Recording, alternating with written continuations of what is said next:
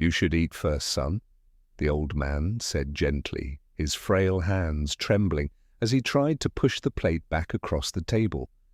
But the boy shook his head, sliding the meal toward the elderly couple, his smile small but steady. "I'm fine," he said softly, watching their eyes light up with gratitude. The diner was noisy around them, but at that table, silence spoke louder than clinking glasses. The old woman reached across, patting his hand. "You shouldn't go hungry for us, child," the boy shrugged, hiding the emptiness gnawing at his stomach.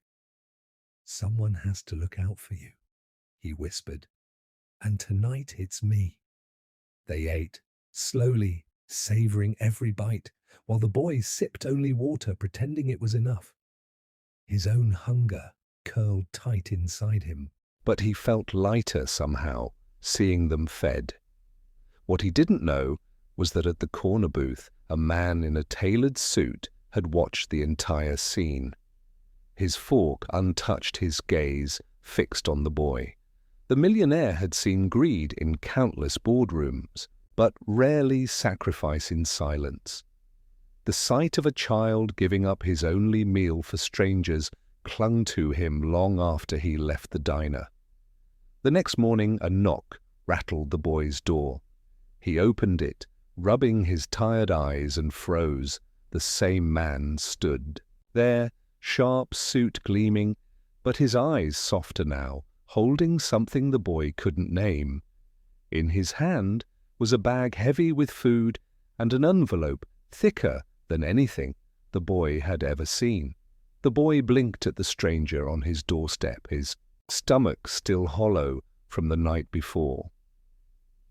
The millionaire held out the bag first. "Warm breakfast," he said simply. The smell of eggs and fresh bread filled the air, but the boy hesitated, clutching the doorframe as if it might vanish. The man's voice softened. "It's yours. No tricks, no price." Slowly the boy took it, setting it on the small table behind him.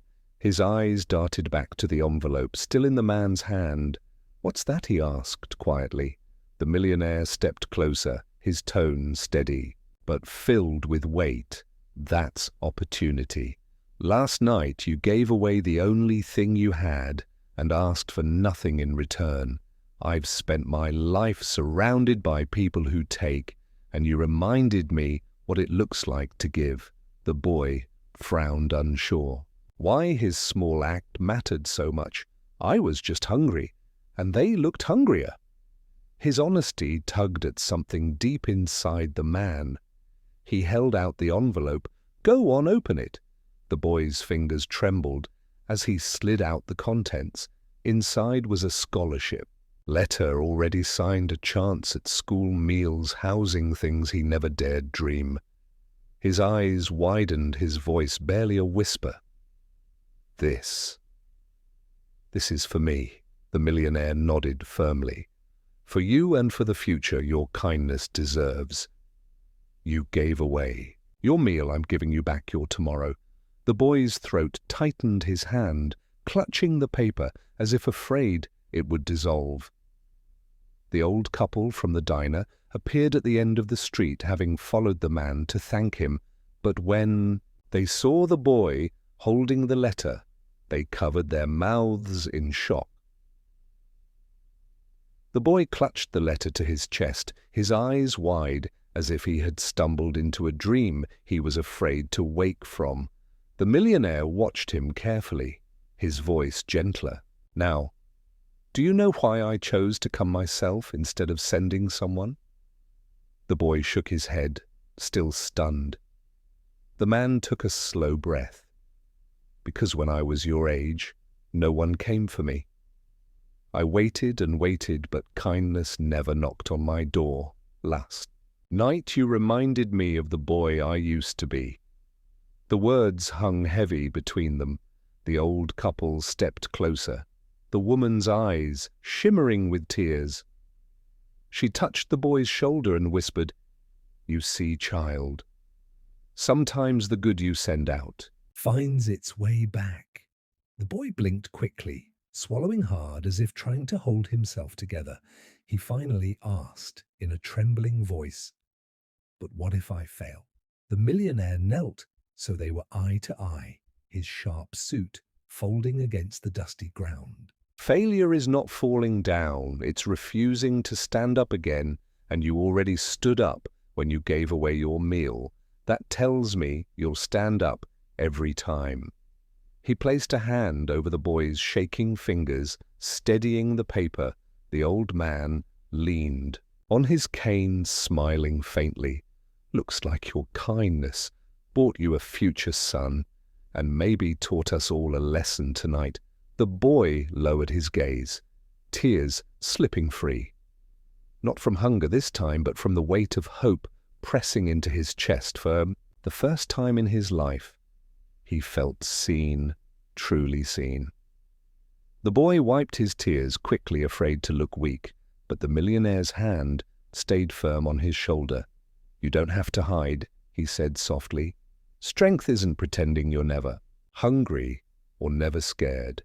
Strength is what you showed last night when you gave away the only thing you had." The boy looked down at the letter again, the paper trembling in his hands. His lips parted.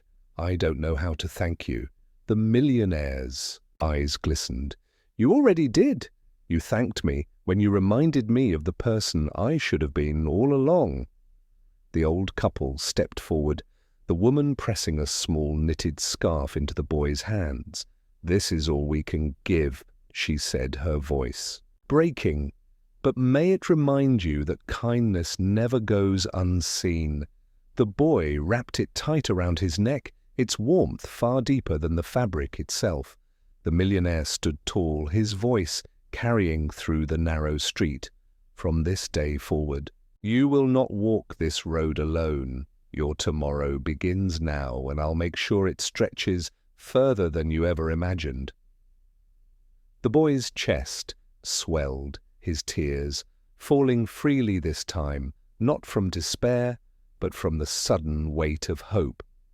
A hope that tasted better than any meal he had ever sacrificed. If this story moved you, share it, so others never forget that one selfless act can rewrite a destiny in ways no one sees coming.